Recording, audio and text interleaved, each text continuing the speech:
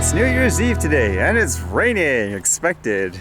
It's actually drizzling or sprinkling. It actually feels like those sprinklers in amusement parks during the summer to keep you cool. But either way, it's raining. I wasn't sure if I had the time to make a year-end summary video, but I did. I almost treated it like a 24-hour film, like one of those festivals, if anyone's ever done stuff like that. Write, produce, narrate, everything, etc., within 24 hours. It's actually still rendering as we speak. It's not that it's incredibly long, it's just that exporting it into 4K and stuff like that. What can I talk about today, I guess? Just some general thoughts for the end of the year. This will be just more the casual one. That one's a little bit more artsy, I guess you could say. The theme that got stuck in my head, I guess, when making that for the year and trying to think, what was the whole thing about? It was essentially people talking about new normals, but at the same time, it actually felt normal in many ways. Just with the things I was doing, how I was doing it. The only difference was the circumstances, if that makes sense. Time-wise, actually, for the year, it actually flew by for me. I was actually way busier than normal, funny enough. I think that was mostly just due to the fact that because of all this pandemic stuff, the shutdown, working remotely and all that, way more people needed people who knew tech skills and so forth. So yeah, that was actually interesting in that end. Basically, all the hobby skills, so to speak, came in handy. A lot of people often say, oh, stop playing those video games and this, stop being in front of the computer. Well, this year everybody wanted the person who could use things like tech and the computers and all that. Walking wise, I guess, despite the pandemic and stuff, I technically did still walk farther than the whole stretch of Canada in terms of kilometers. And I think what was interesting this year, YouTube sent all this stuff about stats, I guess, about your video uploads and stuff like that. This one says, 2020 went off script. You kept us inspired by uploading 3,499 minutes of content. Your hard work's worth celebrating. Let's take a moment to reflect. Actually, that would be over 3,500 once I upload this and the other video. Actually, that's still rendering. It says stats for you guys. It says fans took 16,234 hours in 2020 to watch your YouTube channel. In total, it received 16,450 likes. It also says you kept in touch with your YouTube community by responding to 1,993 comments. Wow, that sounds like a lot actually when I'm thinking about it. Learning from the comments is actually one of the things I most look forward to usually.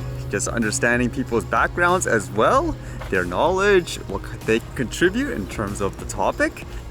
And a funny thought just in terms of, I guess, people watching it, I always find it kind of interesting when new people watch the videos and they see things like the squirrel following in the background. Some of them, their comments sound like they're actually super afraid, like, watch out! Like, I don't know if they're joking, but some people sound like they're serious. Or at the same time, it kind of goes with that theme, like I said, where this year felt like it wasn't normal, but it was normal. Like, to me, it's so normal to see things like a black squirrel, but for some reason I read the comments, a lot of people say, wow, a black squirrel, I've never seen that before. Like, to me, it's like, really? Aren't they common? Kind of shows you just how unique everyone has it, I guess, in their own lifestyle and all that. I did find it actually really interesting, and I guess it makes me happy in many ways, where during this time, a lot of you said you were locked in within your homes, you couldn't do anything, and actually just watching things like the video was one way to maintain your sanity, if that's the way you want to say it. So yeah, it was kind of neat actually to be able to, I guess, help people in that way, even though to me it's fun to do. It was almost like a role reversal. Last year I basically lost virtually almost all of my main equipment and I got help from everyone. And I guess this year I was able to contribute back, I guess you could say, because I had the means to continue to do what I do overall. Although one thing I'm not sure how it's going to turn out with the video that's still rendering is in terms of things like resources, a lot of the video quality is actually completely different because I was using things like the Mini, for example, the Pro, and then the Mini 2. And the original Mini, as you know, is only 2.7K, and that video I'm exporting in 4K. So hopefully it'll look okay overall. But that was actually one thing I was missing in terms of, I guess, things like resources or something I wanted to do this year, but I guess because of all this stuff, it didn't go through. I'm surprised I was actually able to procrastinate in upgrading the computer. But for sure, I think next year, I'm going to have to upgrade it. And if that CES and stuff coming out, maybe new stuff are gonna come out again. But although for the parts, like the processors and stuff, actually it's not in stock at the moment. It's just basically people buying and reselling it. So maybe it was meant to be in that case. One wacky thought I had during the year is since I got the Mini 2 and then my original Mini is just kind of sitting there right now as the backup, with all the crazy regulations where some people want to try, for example, the drone, they would want to make good use of it, even from like the comments that I read here.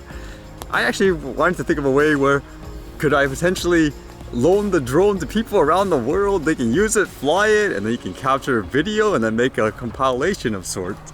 But I can't really think of a way to do that logistically, so to speak. I mean, companies do it all the time when they send it to people to try out the products and all that, but yeah, can't really do that in a global scale with one person, so to speak. But it's something I'd love to do in the future if I ever had the means to do stuff like that. I guess other than that, I'm talking a bit too long. I guess this is supposed to be the behind the scene thought, I guess you could say. But I'm looking forward personally to the new year. I mean, things this year worked out okay overall, just compared to other stories that I've read. And yes, there is another video right after this. That one's more of the, I guess you could say, formal one. This one's more of the casual one. Other than that, Happy New Year, everybody. See you next year, as they say.